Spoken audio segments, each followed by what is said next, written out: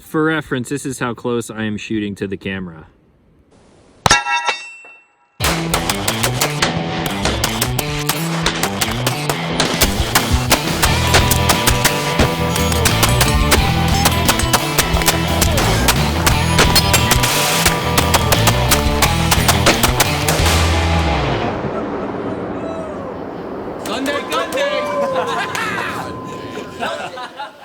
What's going on, everyone? My name is Talon Sai and you are watching Sunday GUNDAY. I hope you are all having a great Sunday so far. I'm excited for today's video. We're of course taking a look at the mini fix from Q, and if you have not caught the video from last week, I highly recommend checking that out before you watch this video. You can pause it now, click the link up there in the corner, and it's about a 45-minute video. In that video, I sat down with Kevin Brittingham from Q and we went into a deep dive talk about the mini fix. If there's anything that you possibly want to know about this gun, you can find all of that information over there. Now, because that was such a podcast-like talk-heavy conversation, today we're going to just sort of skim over some of the highlights of what makes this thing super cool, and then I'm going to set this gun up as if it were my own, and we're going to do a lot of shooting while I give you my impressions throughout all of that. So without further ado, let's jump right into it. This mini fix from Q is a custom bolt action SBR chambered in 300 blackout. Just like its larger standard fix counterpart, it is a one-piece receiver design coupled with a 45-degree short throw bolt on the back. The mini version comes with an 8-inch 1-in-5 twist barrel with their cherry bomb muzzle brake on the end.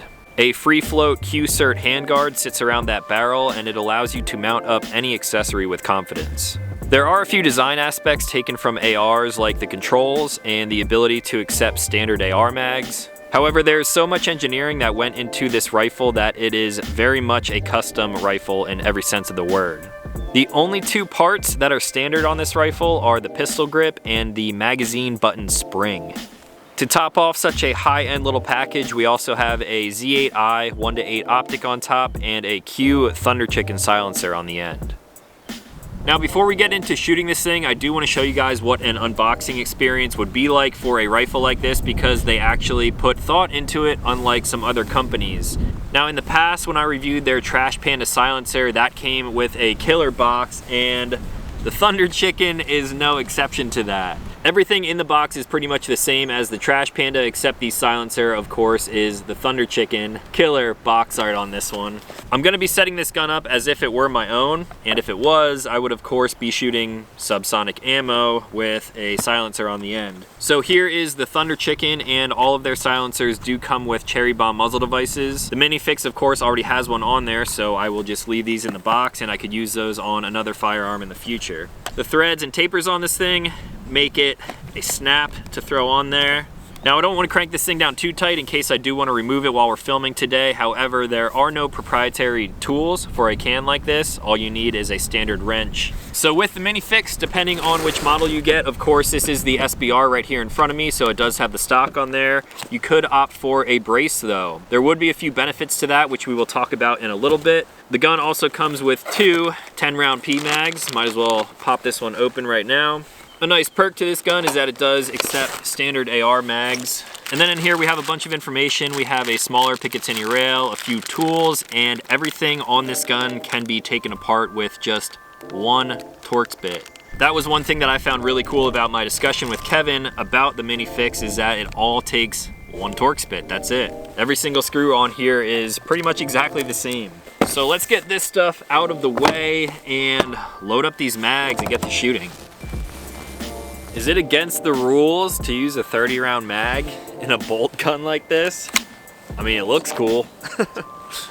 So for the ammo that I'm using, I'm going to be shooting 220 grain subsonic 300 blackout from T8 targets. This is remanufactured ammo. However, if I saw it, I would not know at all. This is some of the cleanest target ammo that I've seen for 300 blackout, and it's hard to come by. I've got a few boxes with me today, and chances are we're gonna run through all of it. So I'm standing back here from 50 yards, and we're just gonna start plinking away. Check out this action right here.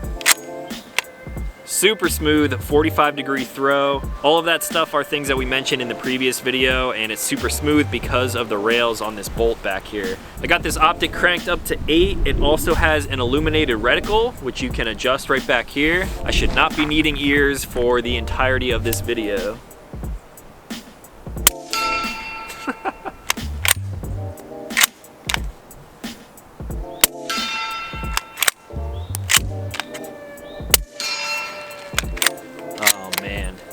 Go for the 2/3 little ADAP. Hitting that thing hard. What about the new Vital Zone target?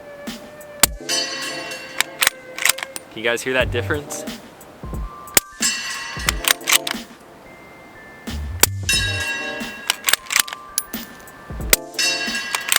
Dude, this trigger is phenomenal.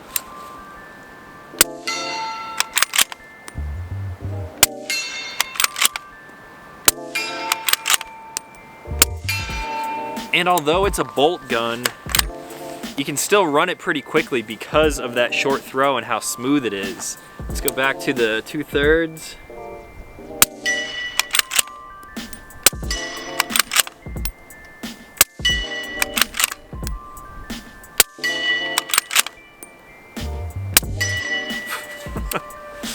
Let's rock it back to 1. See what that looks like. Ooh, a little more challenging now. Let's go for the bigger targets.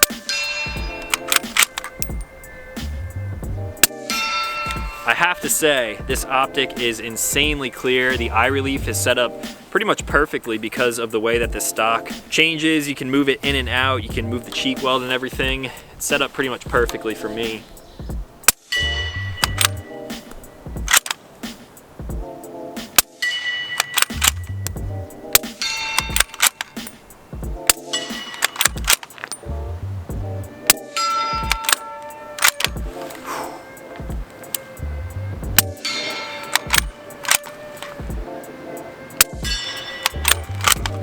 Can even hit the hostage swinger from back here at 50 yards.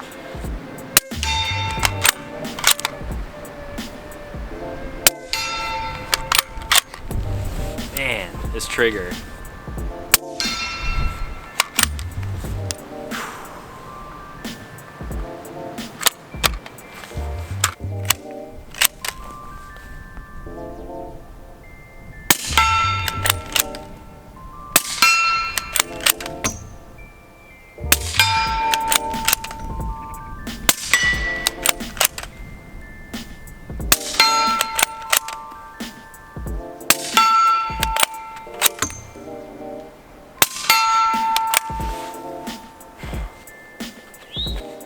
Might as well come right back here to the 100-yard social distancing rock.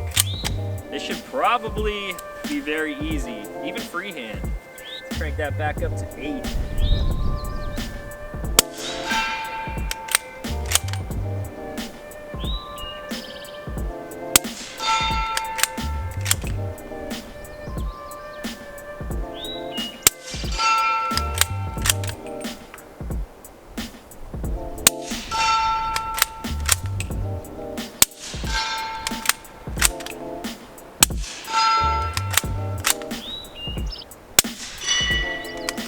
Even the 2/3.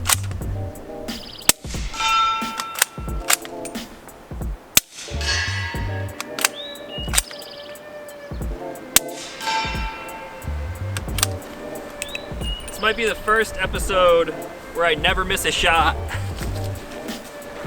Now for something that you guys requested in the previous video, you wanted to see what groupings looked like at 100 yards. Unfortunately, 100 yards puts us all the way back to the rock back there, and I don't really have a good shooting platform to even shoot good groups. I don't even have a bench vise up here at the range because I don't do a whole lot of long range shooting, so in the future we will have to revisit this. However, today I'll make do with what I have. How about a squishy foam block? We got 10 rounds of this target ammo and back here from roughly 75 yards. Again, in the future, I will take one of these out and shoot it much further than we're able to here today. Let's go for some headshots.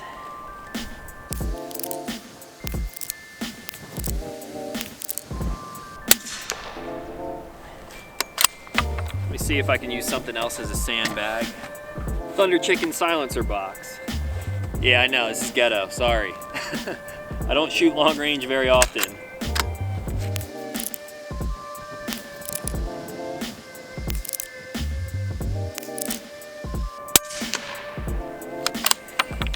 All right, let's go take a look at those groups with my ghetto shooting bench. All right, so here we have decent results for just kind of balancing up there on that foam block. These were my first 5 shots up here, just sort of balancing freehand. And then these shots over here were with the box underneath the back of the stock there. Again, this is not the ideal way to show how a rifle like this groups. However, I know people wanted to see some form of accuracy testing. So this is as good as it's gonna get for now, but I promise you in the future we will get it out to a proper 100 yards. And then even further than that, maybe 300, 500? I don't know, but I'm looking forward to it. Back to the fun shooting. Let's see if we can run the dueling tree from 50 yards away.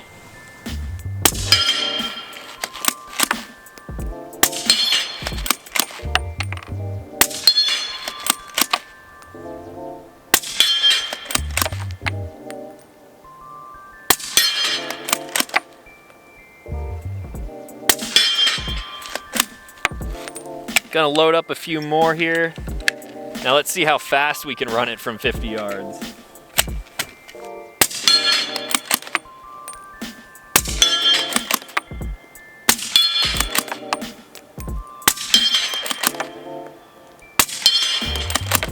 Through weeds.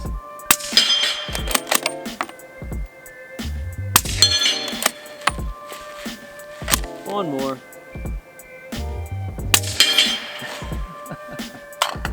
This thing is insane.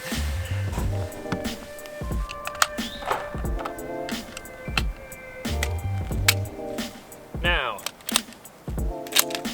can we save a hostage from 50 yards?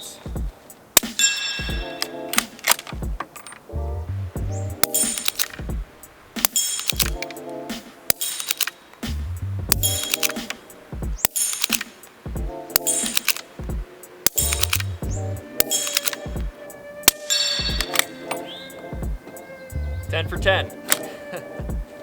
We got some rain coming in now, so we should probably speed things up a bit.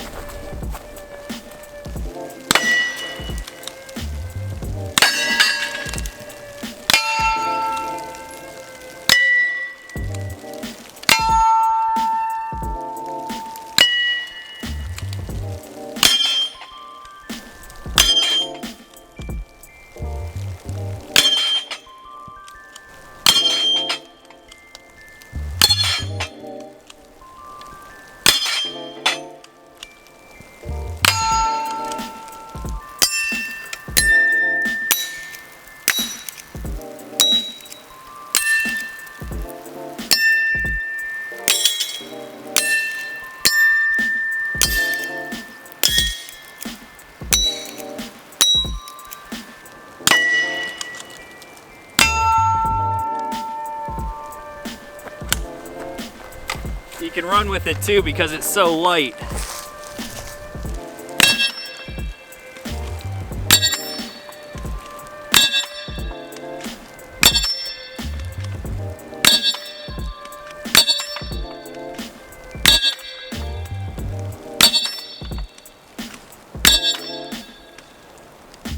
For reference, this is how close I am shooting to the camera.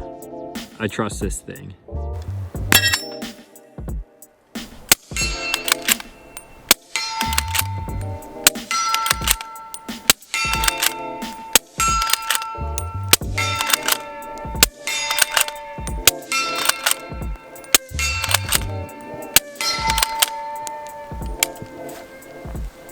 Does that count? Bolt action mag dump. All right guys, let's start wrapping things up with the mini fix for now before it starts raining too hard here. I am absolutely 150% going to be testing this gun a lot more in the future. This is hands down the most fun that I have ever had with a bolt gun, and I promise you this will probably be the most fun that you would ever have with a bolt gun. Not only is this thing super fun to shoot because of its small compact size, it's super quiet with subsonic ammo and a quality silencer like the Thunder Chicken on here, but it's also super practical. Just like everything that we talked about in the previous episode, that 1 in 5 twist barrel is putting a lot of energy into that 300 blackout round and is dumping it into the targets. Even a slower moving subsonic round like we were shooting today, it is slamming those targets with a lot of force, and that's just not something that you're going to get out of a barrel with a slower twist. The action on this thing is insanely smooth. The trigger, let's look at that real quick. It's not the lightest trigger ever, however they didn't want to sacrifice any safety by making it any lighter. It is insanely predictable. Like, I can pull it back to the wall like I'm shooting a paintball gun. Once it's there, you get an insanely crisp and clean break. Let's look at that one more time. Take up to the wall. It's insanely good. Now, a few more cool facts about this gun, like I've mentioned in the beginning of this video and in the last episode. The only two parts that are standard on this gun are the Magpul grip and the spring inside the magazine release. Everything feels right at home. It's just like its larger fixed standard counterpart. It has a Radian Talon safety selector or something similar. This is actually proprietary to this gun. They changed the internal barrels on them to ensure safety. The rails that this bolt housing rides on keeps it insanely smooth. There's no single point of contact allowing it to bind up. Since it has multiple points of contact, it's just crazy smooth. There are also a few different options when picking up a gun like this. You can remove this entire top rail and go with something a little bit smaller if you want to shed some weight. With the way that this handguard is designed, you can swap calibers very, very easily. I would also like to try out some Q-certs in the future because these things right here can hold up to 900 pounds of force. If this gun was mounted to the wall and I screwed something into one of those Q-certs that are in there, I could hang like 3-4 of my body weights from that little insert there. This is an SBR, but like I mentioned, you can opt for the brace version. The way you actually fold this thing up is you simply grab it like this, push down with your thumbs, you'll get that really nice click, and it folds up to a very small and compact package. Now, if I was still into hunting and I was walking around out in the woods out here, would I like to carry a Remington 700 on my back, which is pretty heavy? Or would I like to throw something like this with one of the QD mounts and sling it across my chest? Drop it into a backpack. There are just so many cool things about this gun. And speaking of that brace, this is the SBR version. If you opt for the brace, then it is considered a pistol. You could keep this thing loaded in your truck, in your van, in your car as you drive around. That of course is state dependent and if you have a CCW permit, but there are just so many cool things that you can do with a platform like this. The fact that it comes with 10-round magazines and it is a bolt gun, that makes this legal in more states than not. I know a lot of people have issues in states like California and New York, and this might be something to look into if you live in one of those states. So I could really rant and rave about the Minifix all day. I may seem extremely biased, but that is because this is one gun that I've wanted for such a long time.